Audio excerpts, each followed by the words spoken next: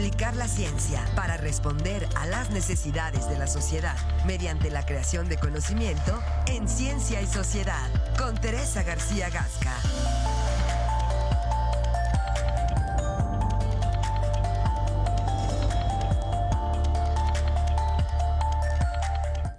Es miércoles y es momento de charlar, de conversar, de generar reflexión en temas trascendentales en Ciencia y Sociedad con la doctora Teresa García Gasca. Doctora, ¿cómo está? Muy buenos días y como siempre, gracias por estar con nosotros aquí en el estudio de Presencia Universitaria. No, al contrario, Marco, gracias a todo el equipo de Presencia Universitaria, a todo el auditorio de nuestros medios de comunicación, con mucho gusto traer estas reflexiones. Y no quería yo dejar pasar estos tres temas que han salido en este último mes, muy importantes. Entonces, a esta presentación la llamé La buena, la mala y la fea. La buena es muy buena, la mala es muy mala y la fea es espantosa, es terrible. Entonces, voy a dar cuenta de estas tres notas que nos merecen nuestra reflexión, desde luego, y nuestra opinión, y desde luego el llamado para que también las autoridades tomen cartas en el asunto, sobre todo en la última que voy a mencionar. Bueno, empezamos con la buena. Antier, se dio cuenta de la firma por parte de la presidenta Claudia Sheinbaum del decreto por el que se reforman las leyes secundarias para proteger a las mujeres en México. Esto es una excelente noticia, es un paso importantísimo. Creo que la doctora Sheinbaum ha hecho un gran trabajo en este sentido. Y bueno, son 7, no todas las leyes están relacionadas con la protección de las mujeres, pero la mayoría sí. Es la Ley General para la Igualdad entre Hombres y Mujeres, la Ley de Acceso de las Mujeres a una Vida Libre de Violencia, el Código Nacional de Procedimientos Civiles y Familiares, el Código Nacional de Procedimientos Penales, la Ley General del Sistema Nacional de Seguridad Pública, la Ley Federal del Trabajo también se reforma y la Ley de los Trabajadores al Servicio del Estado. Entonces voy a comentar básicamente sobre las primeras, que son, digamos, lo que es de mucho aplaudirse. Las demás, desde luego, son importantes, pero menos comunes y con un significado diferente. En la siguiente imagen, un par de ideas, básicamente. Estas reformas tienen que ver con promover la igualdad sustantiva, la perspectiva de género, el derecho de las mujeres a una vida libre de violencia y la erradicación de la brecha salarial por razones de género. Todos ellos temas importantísimos y temas que tienen que trascender a los congresos locales. Los congresos locales deberán hacer también sus propias modificaciones para homologar a estas nuevas reformas. Se establece que en casos de violencia de género, el agresor sale de la casa sin importar la acreditación de la propiedad. Se crea el Registro Nacional de Medidas y Órdenes de Protección de las Mujeres, Adolescentes, Niñas y Niños para prevenir actos de violencia. Se faculta a la Secretaría de Seguridad y Protección Ciudadana para, entre otras cosas, implementar el Registro Nacional y a la Secretaría de las Mujeres para crear los lineamientos de operación de dicho Registro Nacional y evaluar su desempeño. Es, Marco, verdaderamente un avance importantísimo, resultado de mucho trabajo de las colectivas. Aquí yo debo reconocer que son las que han puesto el punto sobre la I y son a las que les debemos todo este trabajo que hoy se ve aquí capitalizado a través de estas reformas, que seguramente todavía le faltará, pero que son un gran avance. Por supuesto. A ver, ya es un sustento jurídico importante. Muy importante. Para de este punto seguir generando una progresividad en la protección de los derechos de las mujeres. Y que nos falta mucho. Decía la doctora Sheinbaum que México se posiciona con esto con uno de los países más avanzados. No, yo creo que no. Apenas estamos empezando, estamos tomando al toro por los cuernos, pero todavía nos falta un chorro. Bueno, vamos con la mala. La mala tiene que ver con un tema bien delicado, y es que un tribunal federal ordena a la UNAM enterrar el dictamen sobre el plagio de la tesis de Yasmín Esquivel. Esto es terrible y sienta un precedente muy grave, muy negativo para las universidades en términos de poder quitar títulos por cuestiones éticas y morales, bueno, no morales, éticas y de desempeño de profesional, digamos, ¿no? En este sentido, la UNAM hizo una reforma a su Estatuto General el 30 de marzo de 2023, ya que la UNAM no contaba con una estrategia para anular títulos. En este sentido lo hace. para poder anular grados, títulos, diplomas o certificados si descubre que sus alumnos o exalumnos incurrieron en faltas a la honestidad e integridad académicas. Claro que esta reforma sale después del descubrimiento del plagio de la ministra Yasmín Esquivel.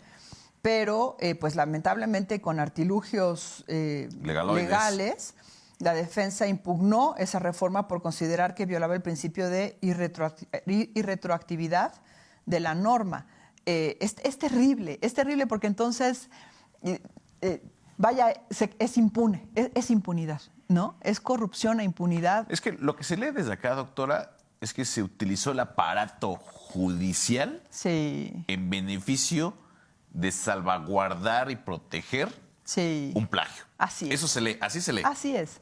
Y deja un precedente muy, muy malo. La UAC es una de las pocas universidades que tiene, digamos, asentado el poder anular títulos. Sin embargo, no está bien identificada el procedimiento. Sí, claro. Eso se va a tener que trabajar mucho.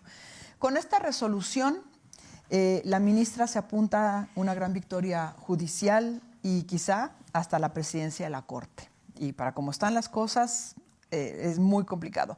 La UNAM, en la siguiente imagen, pues sí, genera un comunicado en donde básicamente la UNAM dice que va a tener que acatar esta resolución, pero bajo protesta. Se viola la autonomía, se generan precedentes muy negativos en este sentido, y que pues la UNAM continuará dando seguimiento y desde luego siempre será respetuosa de la ley, pero que definitivamente esto viola desde luego sus normas de ética, de conducta y desde luego la autonomía. Es una transgresión contra la autonomía universitaria. Vamos con la siguiente, que es la FEA. Se dio a conocer hace un par de días que la presidenta Claudia Sheinbaum celebraba el primer aniversario del Tren Maya y ya se inauguraban los tramos 6 y 7. Y con esto, los más de 1.500 kilómetros, 1.554 kilómetros del proyecto quedaban habilitados. Bueno, esto eventualmente no es la mala noticia. La terrible noticia, en la siguiente imagen, es que el Tren Maya ahora combate a jaguares y venados como fauna nociva para poder ahuyentarlos o sacrificarlos, derivado justamente de que afectan la operación del Tren Maya. Esto es terrible. Se clasifica especies como el jaguar, que debo decir que está en peligro de extinción, el tapir, el venado, como riesgosas para las operaciones ferroviarias, y se contrata a una empresa que tiene ahora la autorización para capturarlas, ahuyentarlas o hasta sacrificarlas. La Secretaría de la Defensa Nacional y el Tren Maya SADCB contrataron el servicio de una empresa que se llama Susoma Soluciones Ambientales SDRL-DCB, que tiene derecho a realizar este control de fauna mediante actividades de mitigación, cosa como si fueran plaga, para generar actividades de mitigación, ahuyentar con pirotecnia, utilizar dardos tranquilizantes o hasta sacrificar a los animales que viven en ese lugar desde siempre. Qué absurdo, ¿no? O sea, ahuyentar a los animales que desde siglos están han vivido. Ahí. Sí, justo. Y mientras otros países están haciendo esfuerzos enormes por regular y por proteger a la biodiversidad, aquí es justamente lo contrario. Quiero ver en la siguiente imagen que les traigo cómo está el Tren Maya a pie de camino. O sea, no se preocuparon por generar barreras, puentes, como en otros países, Marco, que tú ves que se generaron puentes especiales para el paso de la fauna. Aquí no. El Tren Maya atraviesa como va. Ya habíamos hablado de los problemas del Tren Maya. Y a ver, y es lo que estaba pensando, o sea, sin tomar en cuenta el daño irreparable a los canales de los cenotes que hay en esta zona.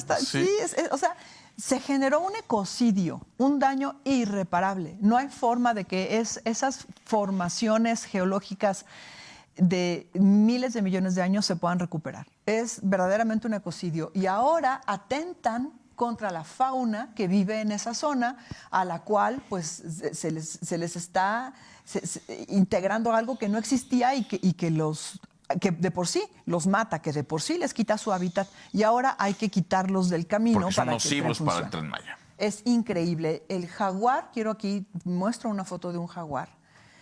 El jaguar es una especie que está en peligro de extinción principalmente por factores como la destrucción o modificación drástica de su hábitat, la cacería furtiva y la depredación.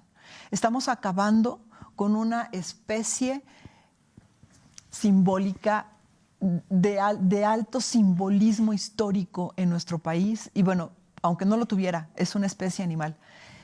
Esto, Marco, es un tema gravísimo. Yo aquí les dejo una liga de YouTube en donde viene un videíto rápido de este grupo de Sélvame del Tren, en donde explican cómo está esta situación. Y el llamado es, de verdad, a que la autoridad tiene que reflexionar sobre este asunto. No puede hacer como que no ve. Algo tiene que hacer porque generó un problema y ahora hay que generar al menos una solución. Hay que generar barreras para que los animales estén protegidos y no entonces tener que ahuyentarlos y sacrificarlos. Es un tema bien grave. De su propia casa, es lo absurdo. Es terrible y no muestra más que la pobrísima política de protección al medio ambiente que tenemos en México. La limitada visión.